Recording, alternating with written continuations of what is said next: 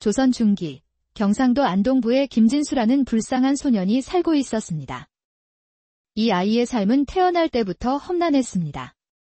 어머니는 진수를 낳다가 세상을 떠났고 8살이 되던 해에는 아버지마저 갑작스러운 병으로 하늘나라로 떠나버렸습니다. 부모를 모두 잃은 진수는 세상에 홀로 남겨진 외로운 아이가 되었습니다. 진수에게는 2명의 고모와 1명의 큰아버지가 있었습니다. 모두 넉넉한 살림을 꾸려가는 집안이었지만 아무도 이 어린 조카를 거두어 키우려 하지 않았습니다. 혈육의 정보다는 자신들의 이익만을 생각하는 차가운 마음들이었죠. 우리도 자식들 키우기 바쁘다. 쌀 한 톨 더 먹을 입이 늘어나는 건 딱 질색이야. 마을의 덕망 높은 이장이 이 상황을 더 이상 보고만 있을 수 없었습니다. 그는 진수의 큰아버지인 김대봉을 불러다가 엄하게 말했습니다. 김대봉, 자네는 진수의 혈육이 아니겠나? 어찌 어린 조카를 이렇게 내버려 둘 수 있는가? 당장 진수를 자네 집으로 데려가서 키우도록 하게. 김대봉은 내심 달갑지 않았지만 마을 이장의 명령을 거역할 수는 없었습니다. 마을 사람들의 시선도 따가웠고 체면상 거절하기 어려웠습니다. 마지못해 진수를 자신의 집으로 데려갔습니다.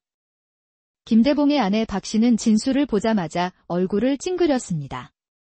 이미 자신의 아들 태수를 키우느라 바쁜데 남의 자식까지 떠맡게 된 것이 못마땅했습니다. 여보, 왜 쓸데없는 짐덩어리를 집으로 데려왔어요? 우리 집 쌀이 하늘에서 떨어지는 줄 아세요? 이 녀석 먹일 생각하니 벌써 속이 터져요. 진수가 이제 8살이니 할 수 있는 일이 많소. 공짜로 먹이지는 않을 테니 걱정 말아요. 오히려 집안일을 도와줄 수 있어서 도움이 될 겁니다. 진수에게는 태수라는 1살 위의 사촌형이 있었습니다. 진수가 집에 오기 전까지 태수는 나름대로 집안일을 도맡아 했습니다. 하지만 진수가 오자마자 모든 일을 동생에게 떠넘겨버렸습니다. 이제 내가 맏아들이니까 더 중요한 일을 해야 한다. 태수는 핑계를 댔지만 실제로는 그냥 놀고 싶었던 것입니다. 나무 구해오기, 돼지 먹이주기, 물 길어오기까지 온갖 힘든 일들이 모두 진수의 몫이 되었습니다. 어린 나이임에도 불구하고 진수는 이 모든 일을 묵묵히 해냈습니다.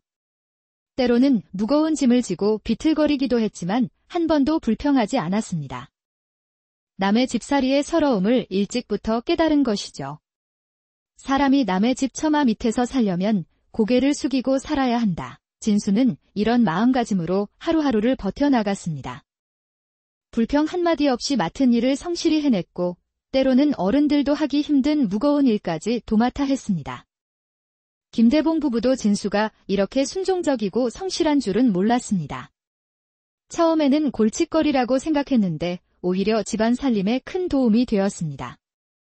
하지만 그렇다고 해서 진수를 가족처럼 대하지는 않았습니다. 식사 때에도 태수는 따뜻한 방에서 맛있는 음식을 먹었지만 진수는 찬마루에서 남은 음식으로 끼니를 때웠습니다. 추운 겨울에도 태수는 두꺼운 속옷을 입었지만 진수는 얇은 옷 한 벌로 추위를 견뎌야 했습니다. 세월은 빠르게 흘러 어느덧 10년이 지났습니다. 진수는 이제 18살의 건장한 청년으로 자라났습니다. 키도 훤칠하고 어깨도 넓어져서 마을 처녀들이 슬쩍 쳐다볼 정도로 준수한 외모를 갖게 되었습니다. 하지만 여전히 김대봉의 집에서는 머슴처럼 취급받았습니다. 새벽부터 밤늦게까지 일하면서도 가족들의 차가운 시선은 변하지 않았습니다. 이웃집 할머니가 진수를 불쌍히 여겨 조언했습니다. 이 할머니는 진수가 어릴 때부터 지켜본 사람이었습니다. 진수야, 너도 이제 어엿한 청년이 되었으니 이 집을 떠나서 혼자 살아보는 게 어떻겠니? 열심히 일해서 돈을 모으고 좋은 각시도 얻어서 새로운 인생을 시작해보렴. 내가 그 집에 있어봐야 평생 종노릇이나 하고 살 거야. 그러니 이제는 너 자신을 위해 살 때가 되었어. 진수도 그런 생각을 안 해본 것은 아니었습니다. 가끔 밤에 혼자 있을 때면 내가 언제까지 이렇게 살아야 하나 하는 생각이 들곤 했습니다. 하지만 사촌 태수가 워낙 게으른 성격이라 자신이 떠나면 집안일을 할 사람이 없었습니다. 김대봉 부부도 나이가 들어서 예전처럼 힘든 일을 할 수 없었고 태수는 조금만 힘든 일을 시켜도 온갖 핑계를 대며 빠져나갔습니다. 그런 상황에서 차마 떠날 수가 없었던 것이죠. 진수와 태수가 모두 결혼 정년기가 되었습니다. 하지만 진수는 의지할 곳 없는 고아였기에 중매를 서는 사람이 없었습니다. 집안 배경도 없고 재산도 없으니 누가 딸을 시집 보내려 하겠습니까? 반면 태수에게는 결혼하고 싶어하는 처녀들이 줄을 서고 있었습니다. 김대봉 집안에는 넓은 논밭과 수십 마리의 소와 양이 있어서 태수와 결혼하면 평생 굶주릴 걱정이 없었기 때문입니다. 게다가 태수도 외모가 나쁘지 않았고 집안의 외아들이라는 점도 매력적이었습니다. 김대봉 부부는 특별히 욕심이 많은 사람들이었습니다. 평범한 집안과는 혼인을 맺고 싶어 하지 않았고 자신들보다 더 부유한 집안과 손을 잡으려고 했었습니다. 우리 태수가 그냥 농부로 평생 살게 할 수는 없다. 그래서 태수가 4살이었을 때부터 성안의 대부자인 이원판의 딸과 약혼을 맺어두었습니다. 이원판에게는 옥분이라는 하나뿐인 딸이 있었는데 그 아이도 마침 태수와 나이가 비슷했습니다. 장차 태수가 사위로 들어가기로 약속되어 있었는데 이는 당시 부유한 집안에서 흔히 하는 일이었습니다. 아들이 없는 집에서는 사위를 들여서 대를 잇게 하는 것이 일반적이었거든요. 이원판은 성안에서 손꼽히는 큰 상인이었습니다. 비단과 곡식을 사고 파는 일을 하면서 엄청난 부를 축적했습니다. 집만 해도 99칸 대저택이었고 하인들만 수십 명을 거느리고 있었습니다. 그런 집안의 사위가 된다는 것은 김대봉에게는 꿈만 같은 일이었습니다. 이제 태수와 옥분이 모두 성인이 되었으니 김대봉은 서둘러 혼인을 성사시키고 싶었습니다. 그런데 하늘도 예상치 못한 일이 벌어졌습니다. 김대봉이 정식으로 혼담을 진행하려던 바로 그때 옥분에게 이상한 병이 생긴 것입니다. 갑자기 얼굴에 빨간 반점들이 돋아나기 시작했고 이원판은 온 동네의 유명한 의원들을 모두 불러다가 치료를 시켰지만 아무도 고칠 수 없었습니다. 한양에서 유명하다는 의원들까지 불러왔지만 결과는 마찬가지였습니다. 처음에는 단순한 뾰루지인 줄 알았는데 시간이 지나면서 점점 심해져서 고름까지 나오기 시작했습니다. 예전에 꽃처럼 아름답던 옥분의 얼굴이 말이 아니게 되어버린 것입니다. 옥분은 거울을 보기가 무서워서 방에만 틀어박혀 있었고 사람들을 만나는 것도 거부했습니다. 이원판 부부는 딸의 병이 나날이 악화되는 것을 보며 속이 타들어갔습니다. 밤잠을 이루지 못하고 하늘에 빌기도 하고 절에 가서 불공도 들여봤지만 소용이 없었습니다. 정말 방법이 없을까 고민하던 중에 누군가 현공도사라는 도술에 능한 분이 계시다는 소문을 듣게 되었습니다. 그분이 신기한 능력을 가지고 있어서 못 고치는 병이 없다는 이야기였습니다. 이원판은 지푸라기라도 잡는 심정으로 현공도사를 집으로 모셔왔습니다.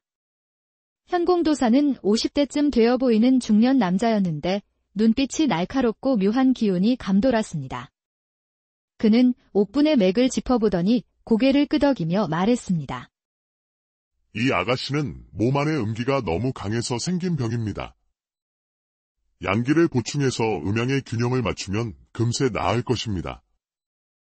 도사님, 그럼 어떻게 하면 양기를 보충할 수 있겠습니까? 간단합니다. 부부의 정을 나누는 것이 가장 확실한 방법이지요. 빨리 혼인을 치르고 신혼의 밤을 보내면 병이 나을 것입니다. 특히 처녀가 여자로 거듭나는 그 순간에 강력한 양기가 생성되어 음기를 몰아낼 수 있습니다. 그렇다면 딸을 구할 수 있다는 말씀이시군요. 도사님의 말씀대로 하겠습니다. 현공도사는 품에서 작은 나무 인형을 꺼내 이원판에게 건네주었습니다. 그 인형은 정교하게 조각되어 있었고 묘한 기운이 느껴졌습니다. 제가 하는 말대로 정확히 따라하십시오. 그러면 아가씨의 병이 틀림없이 나을 것입니다. 하지만 실수라도 하면 큰일이 날 수 있으니 주의하세요. 이 인형을 신혼방 침상 밑에 놓아두고 매일 밤 향을 피우면서 제가 가르쳐 드릴 주문을 외우십시오. 현공도사는 복잡한 주문을 가르쳐주고 한 달 후에 다시 와서 치료 경과를 살펴보겠다고 약속하고 떠났습니다. 이원파는 곧바로 김대봉의 집으로 달려가서 혼인 날짜를 정하자고 제안했습니다. 물론 딸의 병에 대해서는 한마디도 언급하지 않았습니다. 김대봉 사돈. 이제 우리 아이들도 다 컸으니어서 혼인을 치르는 게 좋겠습니다. 저도 나이가 들어가니 빨리 안심하고 싶고 태수도 장사를 배워서 나중에 우리 집안을 이어받아야 하지 않겠습니까? 이원판 집의 엄청난 재산을 생각하니 김대봉은 마음이 들떴습니다. 언젠가는 그 모든 것이 자신의 성을 가진 손자에게 넘어올 것이라는 생각에 기분이 좋아졌습니다. 이원판 사돈 말씀이 맞습니다. 어서 좋은 날을 잡아서 혼인을 치르도록 합시다. 우리 태수도 이제 철이 들었으니 집안일을 잘 도울 것입니다. 그 집안은 곧바로 혼인 날짜를 정했습니다. 점쟁이를 불러서 좋은 날을 받아보니 보름 후가 가장 좋다고 했습니다. 태수는 곧 아름다운 옥분과 부부가 된다는 생각에 가슴이 두근거렸습니다. 하루빨리 그날이 오기만을 손꼽아 기다렸죠. 그런데 혼인을 하루 앞둔 저녁, 태수가 울상을 하고 집에 돌아왔습니다. 평소와 달리 어깨가 축 늘어져 있었고 얼굴에는 절망감이 어렸습니다. 태수야, 내일이 너의 혼인 날인데 왜 그렇게 시무룩한 얼굴을 하고 있니? 무슨 일이라도 생겼느냐? 이원판 집안이 정말 나쁜 사람들이에요. 옥분이 지금 얼굴이 엉망이 되었는데도 저한테 말도 안 하고 혼인을 시키려고 해요. 저는 이 혼인을 취소하고 싶어요. 그게 무슨 소리니? 옥분이 그렇게 아름다운데 얼굴이 어떻게 되었다는 거냐? 누가 그런 거짓말을 했느냐? 오늘 친구들과 술을 마시는데 누군가 옥분이 이상한 병에 걸려서 얼굴에 고름이 나고 있다고 하더라고요. 완전히 못생겨졌다고 하네요. 처음에는 저도 안 믿었는데 여러 사람이 똑같은 얘기를 하니까 사실인 것 같아요. 게다가 요즘 이원판 집에서 손님을 받지 않는다는 소문도 있어요. 그런 건 소문일 뿐이야. 직접 보지도 않고 어떻게 믿을 수 있겠니? 분명히 너를 질투하는 사람들이 지어낸 이야기일 거다. 이원판 같은 분이 그런 거짓말을 할 리 없어. 어릴 때부터 지금까지 한 번도 옥분을 직접 본 적이 없어요. 만약 정말 병에 걸렸다면 이원판 집에서 더욱 보여주지 않으려 할 거 아니에요. 혼인하고 신방에 들어가서 확인하면 그때는 이미 늦잖아요. 그럼 제 인생이 끝나는 거예요. 평생 그런 여자와 살아야 한다고 생각하니 끔찍해요. 설령 그 소문이 사실이라고 해도 어때? 옥분이 예쁘든 못생겼든 상관없어. 너만 그 집 사위가 되면 이원판의 모든 재산이 내 것이 되는 거야? 그 다음에 예쁜 첩들을 몇 명이든 들이면 되지 않겠니? 남자는 돈이 있으면 뭐든지 할 수 있단다. 우리 집도 충분히 부유해요. 굳이 얼굴에 고름이 나는 여자와 결혼할 필요가 없어요. 저는 이 혼인을 절대 하지 않겠어요. 다른 예쁜 여자와 결혼해서 행복하게 살고 싶어요. 내일이 혼인 날인데 지금 와서 취소할 수는 없다. 이원판 집에서 이미 모든 준비를 다 해놓았는데 어떻게 하겠느냐? 부모가 모두 반대하자 태수는 화가 나서 자신의 방으로 들어가 버렸습니다. 절대 안 해요. 저를 억지로 끌고 갈 수는 없을 거예요. 다음 날 새벽, 이원판 집에서 보낸 화려한 가마가 김대봉의 집 앞에 도착했습니다. 김대봉은 서둘러 가마꾼들을 맞이하고 집 안으로 들여서 정성스럽게 차린 음식을 대접했습니다. 그런 다음 태수를 부르러 방으로 갔습니다. 그런데 문을 열어보니 방 안에는 아무도 없었습니다. 이불은 차갑게 식어 있었고 혼인 예복은 바닥에 던져져 있었습니다. 창문이 열려 있는 것을 보니 태수가 밤중에 창문으로 빠져나가 도망쳐 버린 것입니다. 김대봉은 머리가 하얘졌습니다. 김대봉은 급하게 박 씨를 불러 상황을 알렸습니다. 당신, 어서 진수를 시켜서 태수를 찾아오세요. 가마가 이미 와 있는데 어떻게 하겠어요? 이원판 집에서 뭐라고 할지 생각만 해도 끔찍해요. 김대봉은 침착하게 행동해야 한다고 생각했습니다. 일단 가마꾼들에게는 신랑이 마지막 준비를 하고 있다고 둘러댔습니다. 진수는 마을 사람들과 함께 태수를 찾아 나섰습니다. 온 동네를 다 뒤져봤지만 태수는 어디에도 보이지 않았습니다.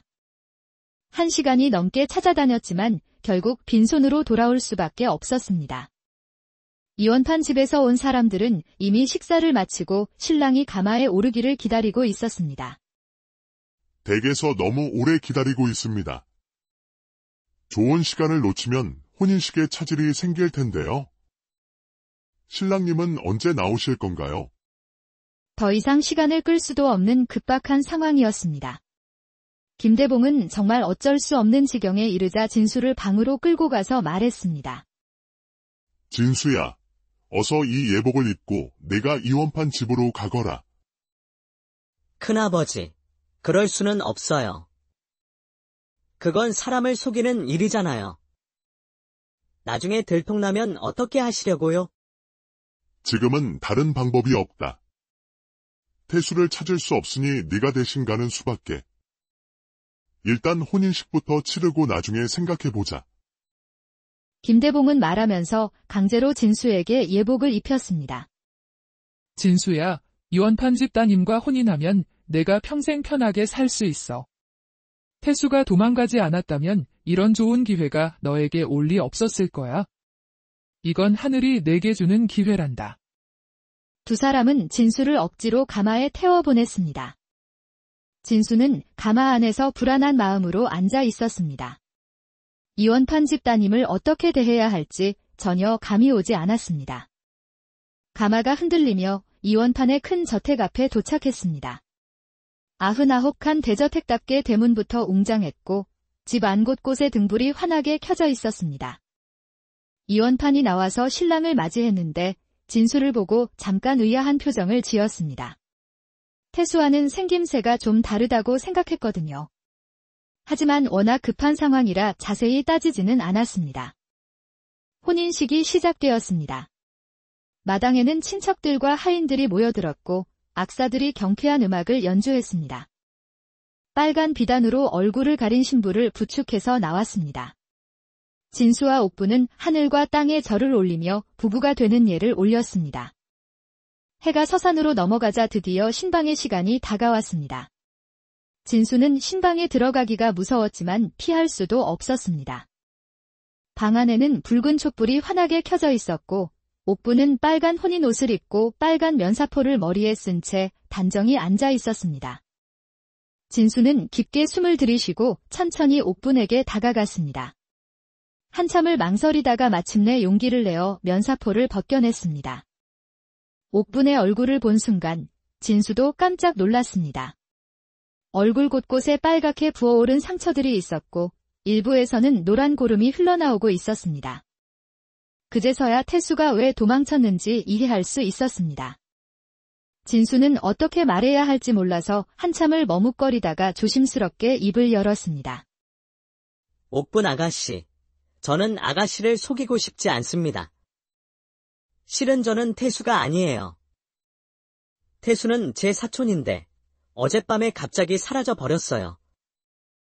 큰아버지가 어쩔 수 없이 저를 대신 보낸 것입니다. 옥부는 잠깐 놀란 듯했지만 곧 차분하게 대답했습니다. 저도 제 모습이 어떤지 잘 알고 있어요. 이렇게 못생긴 모습이 된 저를 보고 도망간 것도 당연하다고 생각해요. 당신이 대신 온 것도 어쩔 수 없었겠지요. 저는 당신을 원망하지 않을게요.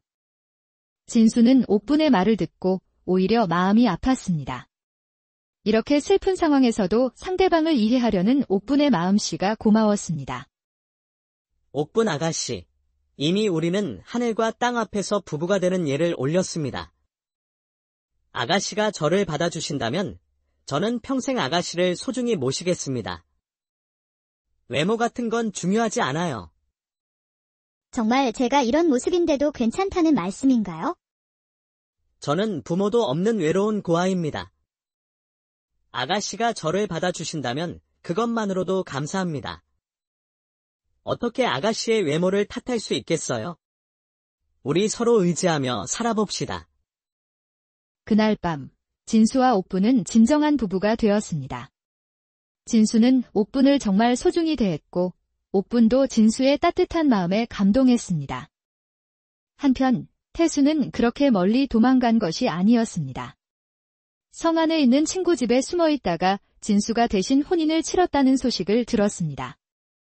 이원판 집에서도 별다른 문제 제기 없이 받아들였다는 이야기를 듣고 나서야 안심하고 집으로 돌아왔습니다. 김대봉은 아들이 돌아오자 화가 머리끝까지 치밀었습니다. 손에 있던 몽둥이를 들고 태수를 향해 휘둘렀습니다. 이 못된 녀석아. 손에 넣을 뻔한 엄청난 재산을 내가 그냥 남에게 넘겨준 셈이야. 당신 이미 일어난 일인데 태수를 때려봤자 무슨 소용이에요. 지금 중요한 건 앞으로 어떻게 할지 생각하는 거죠.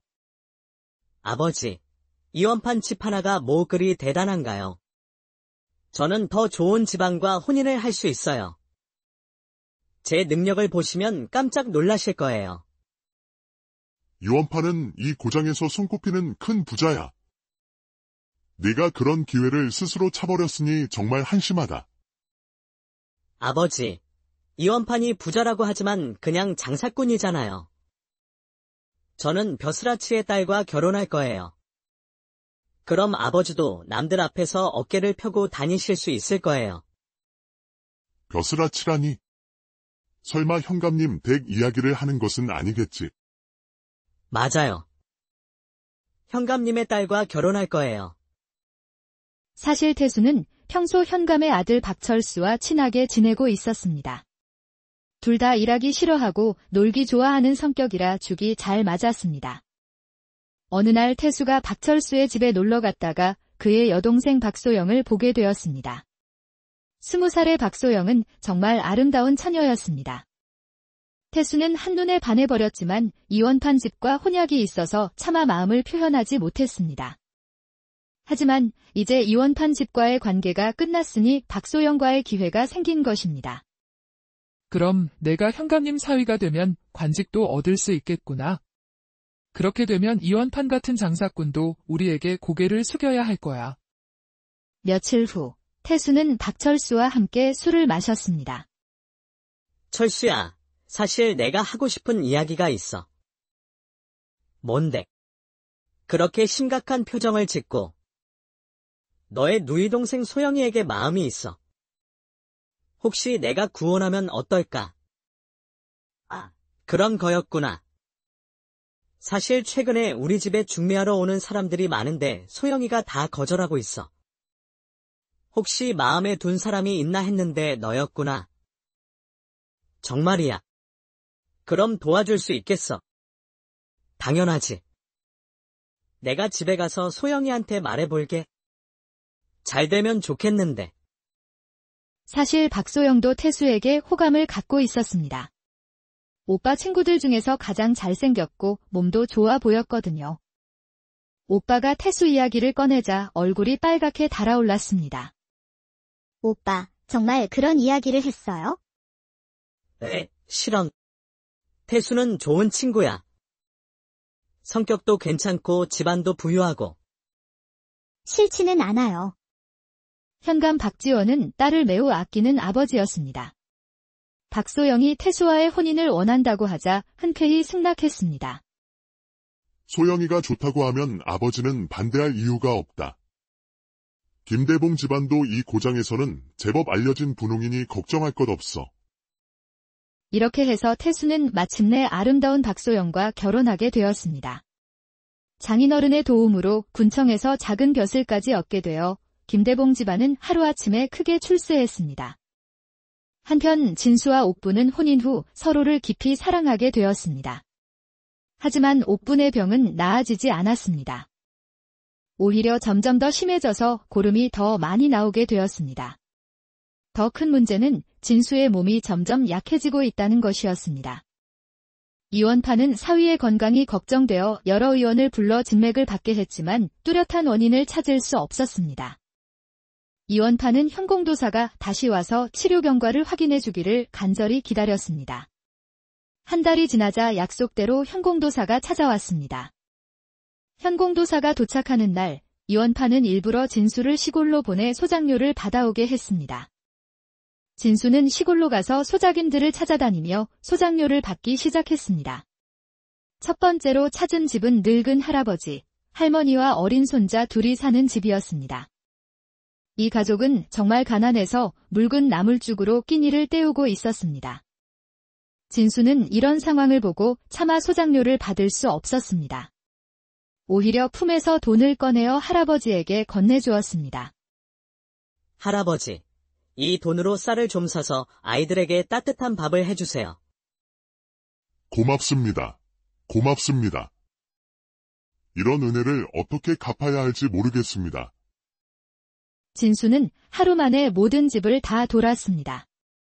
가난한 집에서는 소장료를 받지 않고 오히려 돈을 주고 다녔기 때문입니다. 집으로 돌아가는 길에 갑자기 누군가가 진수를 넘어뜨렸습니다. 진수가 일어나서 보니 길가에 더러운 옷을 입은 늙은 거지가 앉아 있었습니다. 누가 눈이 있으면서 사람을 밟고 지나가느냐. 정말 버릇없는 놈이군. 죄송합니다, 할아버지. 제가 너무 급하게 가느라고 보지 못했습니다. 다치신 곳은 없으신가요? 뭐가 그리 급해서 그러느냐. 혹시 누가 죽어가기라도 하느냐. 정말 죄송합니다. 할아버지께서 다치신 게 아니라면 저는 이만 가보겠습니다. 그런데 거지가 갑자기 다리를 아프다며 일어나지 못하겠다고 했습니다. 네가 나를 밟아서 다리가 아파 걸을 수가 없다. 성문 안까지 업고 가라. 진수는 어이가 없었지만 자신이 부딪힌 것이 사실이니 거절할 수 없었습니다. 거지를 등에 업고 성문까지 가니 이미 밤이 깊었습니다. 할아버지, 주막에 방을 잡아드리고 내일 의원님께 다리를 보이시는 게 어떨까요? 내 집이 여기 성 안에 있다. 나는 내 집에서 자야겠다. 진수는 당황했습니다. 장인어른의 큰 집에 더러운 거지를 데려갈 수는 없는 일이었습니다. 할아버지, 그건 좀 어려울 것 같습니다. 제가 여관비를 내드릴 테니? 나는 그냥 가는 게 아니다. 조선 중기, 경상도 안동부에 김진수라는 불쌍한 소년이 살고 있었습니다. 이 아이의 삶은 태어날 때부터 험난했습니다. 어머니는 진수를 낳다가 세상을 떠났고 8살이 되던 해에는 아버지마저 갑작스러운 병으로 하늘나라로 떠나버렸습니다. 부모를 모두 잃은 진수는 세상에 홀로 남겨진 외로운 아이가 되었습니다. 진수에게는 2명의 고모와 1명의 큰아버지가 있었습니다. 모두 넉넉한 살림을 꾸려가는 집안이었지만 아무도 이 어린 조카를 거두어 키우려 하지 않았습니다. 혈육의 정보다는 자신들의 이익만을 생각하는 차가운 마음들이었죠. 우리도 자식들 키우기 바쁘다. 쌀 한 톨 더 먹을 입이 늘어나는 건 딱 질색이야. 마을의 덕망 높은 이장이 이 상황을 더 이상 보고만 있을 수 없었습니다. 그는 진수의 큰아버지인 김대봉을 불러다가 엄하게 말했습니다. 김대봉, 자네는 진수의 혈육이 아니겠나? 어찌 어린 조카를 이렇게 내버려 둘 수 있는가? 당장 진수를 자네 집으로 데려가서 키우도록 하게. 김대봉은 내심 달갑지 않았지만 마을 이장의 명령을 거역할 수는 없었습니다. 마을 사람들의 시선도 따가웠고 체면상 거절하기 어려웠습니다. 마지못해 진수를 자신의 집으로 데려갔습니다. 김대봉의 아내 박씨는 진수를 보자마자 얼굴을 찡그렸습니다. 이미 자신의 아들 태수를 키우느라 바쁜데 남의 자식까지 떠맡게 된 것이 못마땅했습니다. 여보, 왜 쓸데없는 짐덩어리를 집으로 데려왔어요? 우리 집살이 하늘에서 떨어지는 줄 아세요? 이 녀석 먹일 생각하니 벌써 속이 터져요. 진수가 이제 8살이니 할 수 있는 일이 많소. 공짜로 먹이지는 않을 테니 걱정 말아요. 오히려 집안일을 도와줄 수 있어서 도움이 될 겁니다. 진수에게는 태수라는 1살 위의 사촌형이 있었습니다. 진수가 집에 오기 전까지 태수는 나름대로 집안일을 도맡아 했습니다. 하지만 진수가 오자마자 모든 일을 동생에게 떠넘겨 버렸습니다. 이제 내가 맏아들이니까 더 중요한 일을 해야 한다. 태수는 핑계를 댔지만 실제로는 그냥 놀고 싶었던 것입니다. 나무 구해오기, 돼지 먹이주기, 물 길어오기까지 온갖 힘든 일들이 모두 진수의 몫이 되었습니다. 어린 나이임에도 불구하고 진수는 이 모든 일을 묵묵히 해냈습니다. 때로는 무거운 짐을 지고 비틀거리기도 했지만 한 번도 불평하지 않았습니다. 남의 집살이의 서러움을 일찍부터 깨달은 것이죠. 사람이 남의 집 처마 밑에서 살려면 고개를 숙이고 살아야 한다. 진수는 이런 마음가짐으로 하루하루를 버텨나갔습니다. 불평 한마디 없이 맡은 일을 성실히 해냈고 때로는 어른들도 하기 힘든 무거운 일까지 도맡아 했습니다. 김대봉 부부도 진수가 이렇게 순종적이고 성실한 줄은 몰랐습니다. 처음에는 골칫거리라고 생각했는데 오히려 집안 살림에 큰 도움이 되었습니다. 하지만 그렇다고 해서 진수를 가족처럼 대하지는 않았습니다. 식사 때에도 태수는 따뜻한 방에서 맛있는 음식을 먹었지만 진수는 찬마루에서 남은 음식으로 끼니를 때웠습니다. 추운 겨울에도 태수는 두꺼운 속옷을 입었지만 진수는 얇은 옷 한 벌로 추위를 견뎌야 했습니다. 세월은 빠르게 흘러 어느덧 10년이 지났습니다. 진수는 이제 18살의 건장한 청년으로 자라났습니다. 키도 훤칠하고 어깨도 넓어져서 마을 처녀들이 슬쩍 쳐다볼 정도로 준수한 외모를 갖게 되었습니다.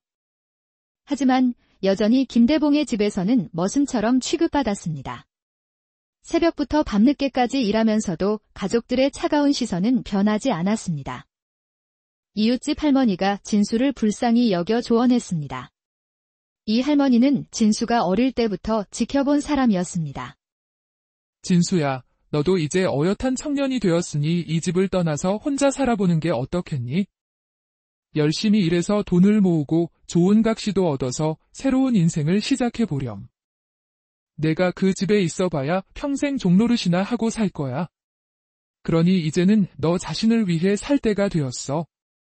진수도 그런 생각을 안 해본 것은 아니었습니다. 가끔 밤에 혼자 있을 때면 내가 언제까지 이렇게 살아야 하나 하는 생각이 들곤 했습니다. 하지만 사촌 태수가 워낙 게으른 성격이라 자신이 떠나면 집안일을 할 사람이 없었습니다. 김대봉 부부도 나이가 들어서 예전처럼 힘든 일을 할 수 없었고 태수는 조금만 힘든 일을 시켜도 온갖 핑계를 대며 빠져나갔습니다. 그런 상황에서 차마 떠날 수가 없었던 것이죠. 진수와 태수가 모두 결혼 정년기가 되었습니다.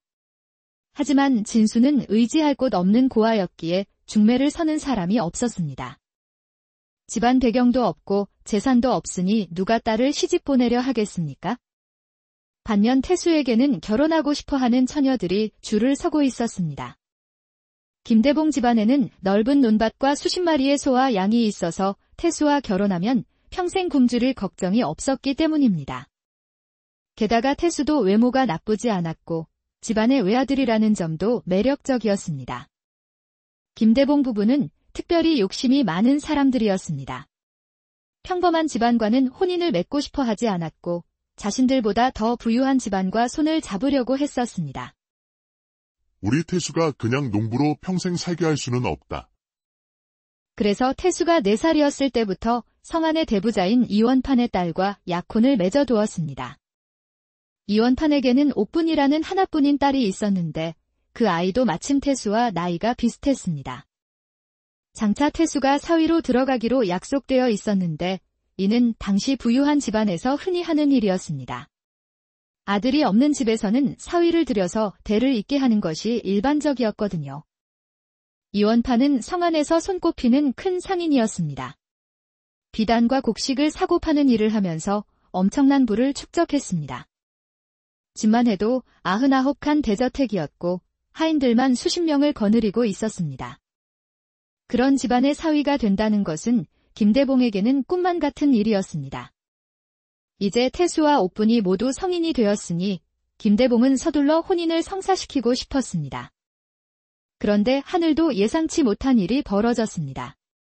김대봉이 정식으로 혼담을 진행하려던 바로 그때 옥분에게 이상한 병이 생긴 것입니다. 갑자기 얼굴에 빨간 반점들이 돋아나기 시작했고 이원파는 온 동네의 유명한 의원들을 모두 불러다가 치료를 시켰지만 아무도 고칠 수 없었습니다. 한양에서 유명하다는 의원들까지 불러왔지만 결과는 마찬가지였습니다. 처음에는 단순한 뾰루지인 줄 알았는데 시간이 지나면서 점점 심해져서 고름까지 나오기 시작했습니다. 예전에 꽃처럼 아름답던 옥분의 얼굴이 말이 아니게 되어버린 것입니다. 옥분은 거울을 보기가 무서워서 방에만 틀어박혀 있었고 사람들을 만나는 것도 거부했습니다. 이원판 부부는 딸의 병이 나날이 악화되는 것을 보며 속이 타들어갔습니다. 밤잠을 이루지 못하고 하늘에 빌기도 하고 절에 가서 불공도 들여봤지만 소용이 없었습니다. 정말 방법이 없을까 고민하던 중에 누군가 현공도사라는 도술에 능한 분이 계시다는 소문을 듣게 되었습니다. 그분이 신기한 능력을 가지고 있어서 못 고치는 병이 없다는 이야기였습니다. 이원파는 지푸라기라도 잡는 심정으로 현공도사를 집으로 모셔왔습니다. 현공도사는 50대쯤 되어 보이는 중년 남자였는데 눈빛이 날카롭고 묘한 기운이 감돌았습니다. 그는 옥분의 맥을 짚어보더니 고개를 끄덕이며 말했습니다. 이 아가씨는 몸 안의 음기가 너무 강해서 생긴 병입니다. 양기를 보충해서 음양의 균형을 맞추면 금세 나을 것입니다. 도사님, 그럼 어떻게 하면 양기를 보충할 수 있겠습니까? 간단합니다. 부부의 정을 나누는 것이 가장 확실한 방법이지요. 빨리 혼인을 치르고 신혼의 밤을 보내면 병이 나을 것입니다. 특히 처녀가 여자로 거듭나는 그 순간에 강력한 양기가 생성되어 음기를 몰아낼 수 있습니다. 그렇다면 딸을 구할 수 있다는 말씀이시군요. 도사님의 말씀대로 하겠습니다. 현공도사는 품에서 작은 나무 인형을 꺼내 이원판에게 건네주었습니다. 그 인형은 정교하게 조각되어 있었고 묘한 기운이 느껴졌습니다. 제가 하는 말대로 정확히 따라하십시오. 그러면 아가씨의 병이 틀림없이 나을 것입니다. 하지만 실수라도 하면 큰일이 날 수 있으니 주의하세요. 이 인형을 신혼방 침상 밑에 놓아두고 매일 밤 향을 피우면서 제가 가르쳐 드릴 주문을 외우십시오. 현공도사는 복잡한 주문을 가르쳐주고 한 달 후에 다시 와서 치료 경과를 살펴보겠다고 약속하고 떠났습니다. 이원파는 곧바로 김대봉의 집으로 달려가서 혼인 날짜를 정하자고 제안했습니다. 물론 딸의 병에 대해서는 한마디도 언급하지 않았습니다. 김대봉 사돈. 이제 우리 아이들도 다 컸으니어서 혼인을 치르는 게 좋겠습니다. 저도 나이가 들어가니 빨리 안심하고 싶고 태수도 장사를 배워서 나중에 우리 집안을 이어받아야 하지 않겠습니까? 이원판 집의 엄청난 재산을 생각하니 김대봉은 마음이 들떴습니다. 언젠가는 그 모든 것이 자신의 성을 가진 손자에게 넘어올 것이라는 생각에 기분이 좋아졌습니다. 이원판 사돈 말씀이 맞습니다. 어서 좋은 날을 잡아서 혼인을 치르도록 합시다. 우리 태수도 이제 철이 들었으니 집안일을 잘 도울 것입니다. 그 집안은 곧바로 혼인 날짜를 정했습니다. 점쟁이를 불러서 좋은 날을 받아보니 보름 후가 가장 좋다고 했습니다. 태수는 곧 아름다운 옥분과 부부가 된다는 생각에 가슴이 두근거렸습니다. 하루빨리 그날이 오기만을 손꼽아 기다렸죠. 그런데 혼인을 하루 앞둔 저녁, 태수가 울상을 하고 집에 돌아왔습니다. 평소와 달리 어깨가 축 늘어져 있었고 얼굴에는 절망감이 어렸습니다. 태수야, 내일이 너의 혼인 날인데 왜 그렇게 시무룩한 얼굴을 하고 있니? 무슨 일이라도 생겼느냐? 이원판 집안이 정말 나쁜 사람들이에요. 옥분이 지금 얼굴이 엉망이 되었는데도 저한테 말도 안 하고 혼인을 시키려고 해요. 저는 이 혼인을 취소하고 싶어요. 그게 무슨 소리니? 옥분이 그렇게 아름다운데 얼굴이 어떻게 되었다는 거냐? 누가 그런 거짓말을 했느냐? 오늘 친구들과 술을 마시는데 누군가 옥분이 이상한 병에 걸려서 얼굴에 고름이 나고 있다고 하더라고요. 완전히 못생겨졌다고 하네요. 처음에는 저도 안 믿었는데 여러 사람이 똑같은 얘기를 하니까 사실인 것 같아요. 게다가 요즘 이원판 집에서 손님을 받지 않는다는 소문도 있어요. 그런 건 소문일 뿐이야. 직접 보지도 않고 어떻게 믿을 수 있겠니? 분명히 너를 질투하는 사람들이 지어낸 이야기일 거다. 이원판 같은 분이 그런 거짓말을 할 리 없어. 어릴 때부터 지금까지 한 번도 옥분을 직접 본 적이 없어요. 만약 정말 병에 걸렸다면 이원판 집에서 더욱 보여주지 않으려 할 거 아니에요. 혼인하고 신방에 들어가서 확인하면 그때는 이미 늦잖아요. 그럼 제 인생이 끝나는 거예요. 평생 그런 여자와 살아야 한다고 생각하니 끔찍해요. 설령 그 소문이 사실이라고 해도 어때? 옥분이 예쁘든 못생겼든 상관없어. 너만 그 집 사위가 되면 이원판의 모든 재산이 내 것이 되는 거야? 그 다음에 예쁜 첩들을 몇 명이든 들이면 되지 않겠니? 남자는 돈이 있으면 뭐든지 할 수 있단다. 우리 집도 충분히 부유해요. 굳이 얼굴에 고름이 나는 여자와 결혼할 필요가 없어요. 저는 이 혼인을 절대 하지 않겠어요. 다른 예쁜 여자와 결혼해서 행복하게 살고 싶어요. 내일이 혼인 날인데 지금 와서 취소할 수는 없다. 이원판 집에서 이미 모든 준비를 다 해놓았는데 어떻게 하겠느냐? 부모가 모두 반대하자 태수는 화가 나서 자신의 방으로 들어가 버렸습니다. 절대 안 해요. 저를 억지로 끌고 갈 수는 없을 거예요. 다음 날 새벽 이원판 집에서 보낸 화려한 가마가 김대봉의 집 앞에 도착했습니다. 김대봉은 서둘러 가마꾼들을 맞이하고 집 안으로 들여서 정성스럽게 차린 음식을 대접했습니다. 그런 다음 태수를 부르러 방으로 갔습니다. 그런데 문을 열어보니 방 안에는 아무도 없었습니다. 이불은 차갑게 식어 있었고 혼인 예복은 바닥에 던져져 있었습니다. 창문이 열려 있는 것을 보니 태수가 밤중에 창문으로 빠져나가 도망쳐 버린 것입니다. 김대봉은 머리가 하얘졌습니다. 김대봉은 급하게 박 씨를 불러 상황을 알렸습니다. 당신, 어서 진수를 시켜서 태수를 찾아오세요. 가마가 이미 와 있는데 어떻게 하겠어요? 이원판 집에서 뭐라고 할지 생각만 해도 끔찍해요. 김대봉은 침착하게 행동해야 한다고 생각했습니다. 일단 가마꾼들에게는 신랑이 마지막 준비를 하고 있다고 둘러댔습니다. 진수는 마을 사람들과 함께 태수를 찾아 나섰습니다. 온 동네를 다 뒤져봤지만 태수는 어디에도 보이지 않았습니다. 1시간이 넘게 찾아다녔지만 결국 빈손으로 돌아올 수밖에 없었습니다. 이원판 집에서 온 사람들은 이미 식사를 마치고 신랑이 가마에 오르기를 기다리고 있었습니다. 댁에서 너무 오래 기다리고 있습니다. 좋은 시간을 놓치면 혼인식에 차질이 생길 텐데요. 신랑님은 언제 나오실 건가요? 더 이상 시간을 끌 수도 없는 급박한 상황이었습니다. 김대봉은 정말 어쩔 수 없는 지경에 이르자 진수를 방으로 끌고 가서 말했습니다. 진수야, 어서 이 예복을 입고 내가 이원판 집으로 가거라. 큰아버지, 그럴 수는 없어요. 그건 사람을 속이는 일이잖아요. 나중에 들통나면 어떻게 하시려고요? 지금은 다른 방법이 없다. 태수를 찾을 수 없으니 네가 대신 가는 수밖에. 일단 혼인식부터 치르고 나중에 생각해보자. 김대봉은 말하면서 강제로 진수에게 예복을 입혔습니다. 진수야, 이원판 집 따님과 혼인하면 내가 평생 편하게 살 수 있어. 태수가 도망가지 않았다면 이런 좋은 기회가 너에게 올 리 없었을 거야. 이건 하늘이 내게 주는 기회란다. 두 사람은 진수를 억지로 가마에 태워보냈습니다. 진수는 가마 안에서 불안한 마음으로 앉아 있었습니다.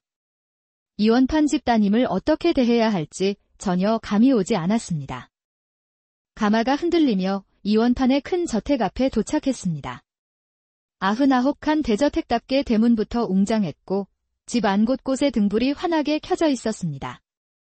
이원판이 나와서 신랑을 맞이했는데 진수를 보고 잠깐 의아한 표정을 지었습니다. 태수와는 생김새가 좀 다르다고 생각했거든요. 하지만 워낙 급한 상황이라 자세히 따지지는 않았습니다. 혼인식이 시작되었습니다. 마당에는 친척들과 하인들이 모여들었고 악사들이 경쾌한 음악을 연주했습니다. 빨간 비단으로 얼굴을 가린 신부를 부축해서 나왔습니다. 진수와 옥부는 하늘과 땅에 절을 올리며 부부가 되는 예를 올렸습니다. 해가 서산으로 넘어가자 드디어 신방의 시간이 다가왔습니다. 진수는 신방에 들어가기가 무서웠지만 피할 수도 없었습니다. 방 안에는 붉은 촛불이 환하게 켜져 있었고 옥부는 빨간 혼인 옷을 입고 빨간 면사포를 머리에 쓴 채 단정히 앉아 있었습니다. 진수는 깊게 숨을 들이쉬고 천천히 옥분에게 다가갔습니다. 한참을 망설이다가 마침내 용기를 내어 면사포를 벗겨냈습니다. 옥분의 얼굴을 본 순간 진수도 깜짝 놀랐습니다. 얼굴 곳곳에 빨갛게 부어오른 상처들이 있었고 일부에서는 노란 고름이 흘러나오고 있었습니다. 그제서야 태수가 왜 도망쳤는지 이해할 수 있었습니다. 진수는 어떻게 말해야 할지 몰라서 한참을 머뭇거리다가 조심스럽게 입을 열었습니다.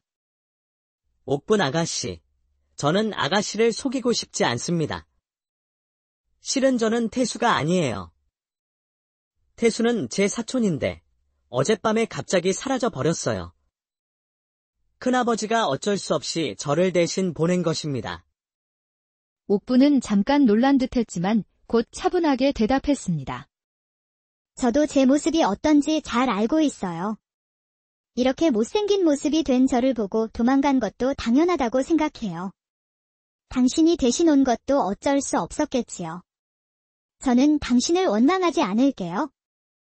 진수는 옥분의 말을 듣고 오히려 마음이 아팠습니다. 이렇게 슬픈 상황에서도 상대방을 이해하려는 옥분의 마음씨가 고마웠습니다. 옥분 아가씨, 이미 우리는 하늘과 땅 앞에서 부부가 되는 예를 올렸습니다. 아가씨가 저를 받아주신다면 저는 평생 아가씨를 소중히 모시겠습니다.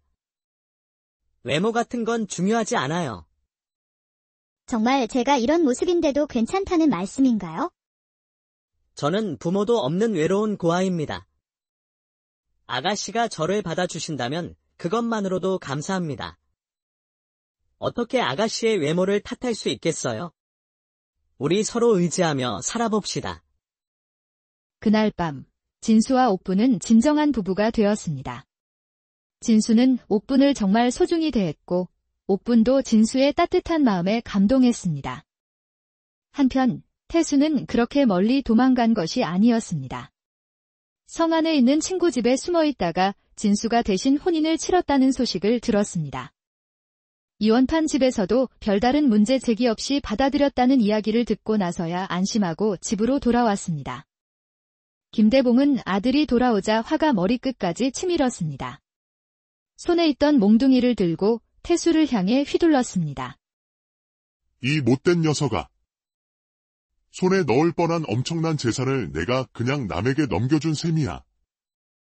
당신 이미 일어난 일인데 태수를 때려봤자 무슨 소용이에요. 지금 중요한 건 앞으로 어떻게 할지 생각하는 거죠. 아버지, 이원판 집 하나가 뭐 그리 대단한가요? 저는 더 좋은 집안과 혼인을 할 수 있어요. 제 능력을 보시면 깜짝 놀라실 거예요. 유원파는 이 고장에서 손꼽히는 큰 부자야. 네가 그런 기회를 스스로 차버렸으니 정말 한심하다. 아버지, 이원판이 부자라고 하지만 그냥 장사꾼이잖아요.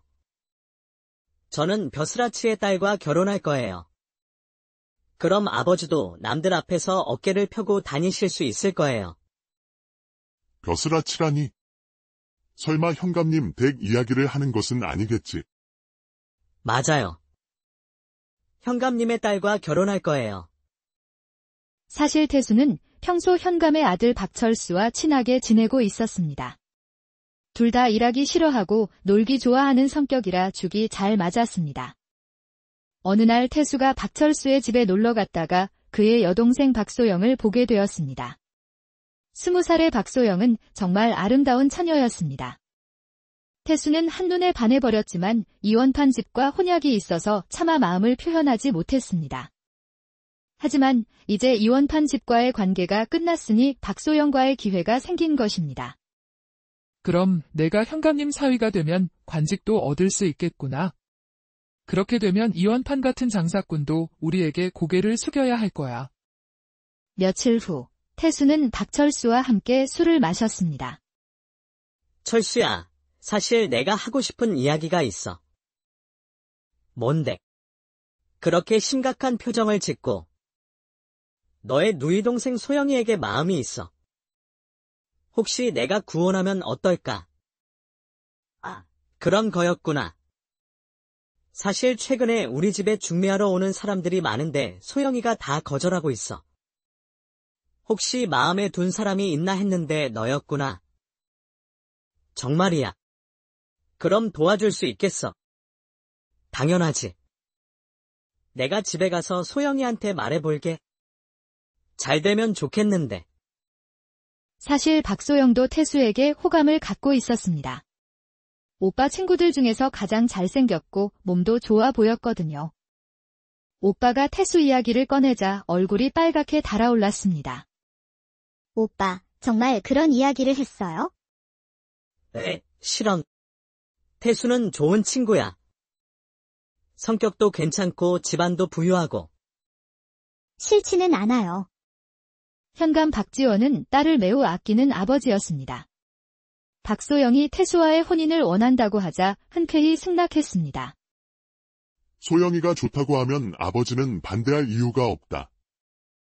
김대봉 집안도 이 고장에서는 제법 알려진 분홍이니 걱정할 것 없어. 이렇게 해서 태수는 마침내 아름다운 박소영과 결혼하게 되었습니다. 장인어른의 도움으로 군청에서 작은 벼슬까지 얻게 되어 김대봉 집안은 하루아침에 크게 출세했습니다. 한편 진수와 옥부는 혼인 후 서로를 깊이 사랑하게 되었습니다. 하지만 옥분의 병은 나아지지 않았습니다. 오히려 점점 더 심해져서 고름이 더 많이 나오게 되었습니다. 더 큰 문제는 진수의 몸이 점점 약해지고 있다는 것이었습니다. 이원파는 사위의 건강이 걱정되어 여러 의원을 불러 진맥을 받게 했지만 뚜렷한 원인을 찾을 수 없었습니다. 이원파는 현공도사가 다시 와서 치료 경과를 확인해 주기를 간절히 기다렸습니다. 한 달이 지나자 약속대로 현공도사가 찾아왔습니다. 현공도사가 도착하는 날, 이원파는 일부러 진수를 시골로 보내 소장료를 받아오게 했습니다. 진수는 시골로 가서 소작인들을 찾아다니며 소장료를 받기 시작했습니다. 첫 번째로 찾은 집은 늙은 할아버지, 할머니와 어린 손자 둘이 사는 집이었습니다. 이 가족은 정말 가난해서 묽은 나물죽으로 끼니를 때우고 있었습니다. 진수는 이런 상황을 보고 차마 소장료를 받을 수 없었습니다. 오히려 품에서 돈을 꺼내어 할아버지에게 건네주었습니다. 할아버지, 이 돈으로 쌀을 좀 사서 아이들에게 따뜻한 밥을 해주세요. 고맙습니다. 고맙습니다. 이런 은혜를 어떻게 갚아야 할지 모르겠습니다. 진수는 하루 만에 모든 집을 다 돌았습니다. 가난한 집에서는 소장료를 받지 않고 오히려 돈을 주고 다녔기 때문입니다. 집으로 돌아가는 길에 갑자기 누군가가 진수를 넘어뜨렸습니다. 진수가 일어나서 보니 길가에 더러운 옷을 입은 늙은 거지가 앉아 있었습니다. 누가 눈이 있으면서 사람을 밟고 지나가느냐. 정말 버릇없는 놈이군. 죄송합니다, 할아버지. 제가 너무 급하게 가느라고 보지 못했습니다. 다치신 곳은 없으신가요? 뭐가 그리 급해서 그러느냐.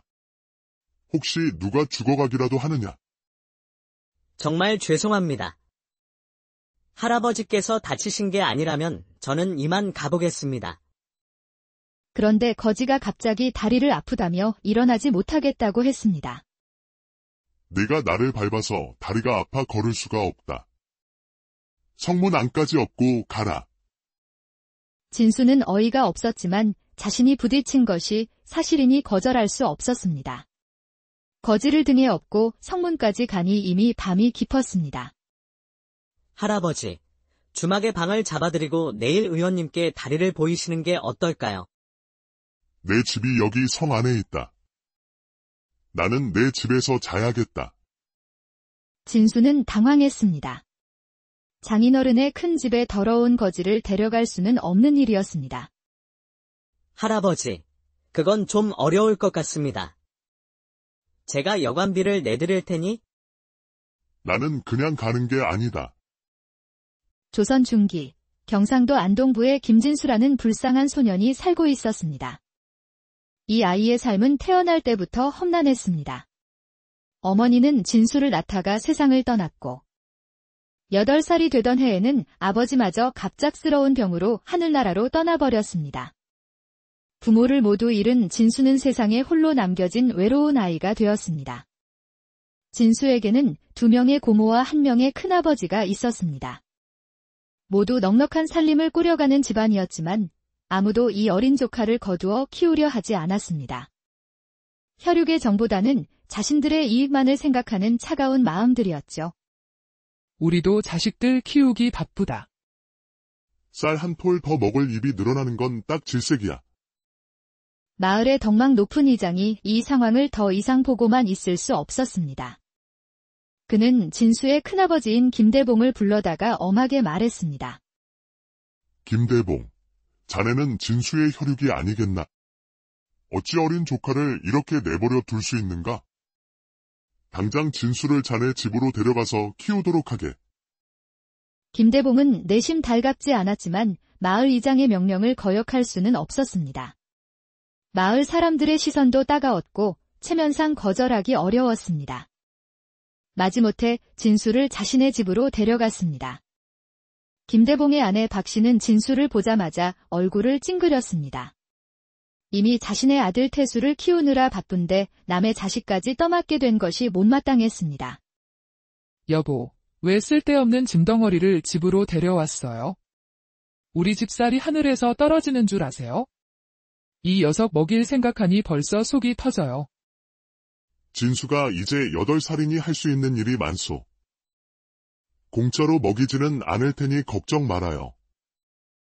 오히려 집안일을 도와줄 수 있어서 도움이 될 겁니다. 진수에게는 태수라는 1살 위의 사촌형이 있었습니다. 진수가 집에 오기 전까지 태수는 나름대로 집안일을 도맡아 했습니다.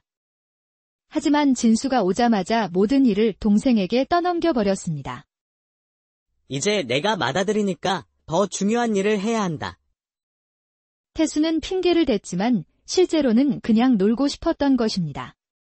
나무 구해오기, 돼지 먹이주기, 물 길어오기까지 온갖 힘든 일들이 모두 진수의 몫이 되었습니다. 어린 나이임에도 불구하고 진수는 이 모든 일을 묵묵히 해냈습니다. 때로는 무거운 짐을 지고 비틀거리기도 했지만 한 번도 불평하지 않았습니다. 남의 집살이의 서러움을 일찍부터 깨달은 것이죠. 사람이 남의 집 처마 밑에서 살려면 고개를 숙이고 살아야 한다. 진수는 이런 마음가짐으로 하루하루를 버텨나갔습니다. 불평 한마디 없이 맡은 일을 성실히 해냈고 때로는 어른들도 하기 힘든 무거운 일까지 도맡아 했습니다. 김대봉 부부도 진수가 이렇게 순종적이고 성실한 줄은 몰랐습니다. 처음에는 골칫거리라고 생각했는데 오히려 집안 살림에 큰 도움이 되었습니다. 하지만 그렇다고 해서 진수를 가족처럼 대하지는 않았습니다. 식사 때에도 태수는 따뜻한 방에서 맛있는 음식을 먹었지만 진수는 찬마루에서 남은 음식으로 끼니를 때웠습니다. 추운 겨울에도 태수는 두꺼운 속옷을 입었지만 진수는 얇은 옷 한 벌로 추위를 견뎌야 했습니다. 세월은 빠르게 흘러 어느덧 10년이 지났습니다. 진수는 이제 18살의 건장한 청년으로 자라났습니다. 키도 훤칠하고 어깨도 넓어져서 마을 처녀들이 슬쩍 쳐다볼 정도로 준수한 외모를 갖게 되었습니다. 하지만 여전히 김대봉의 집에서는 머슴처럼 취급받았습니다.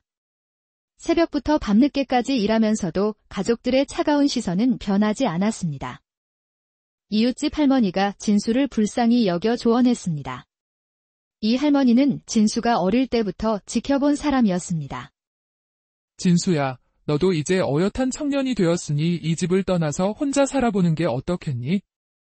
열심히 일해서 돈을 모으고 좋은 각시도 얻어서 새로운 인생을 시작해보렴.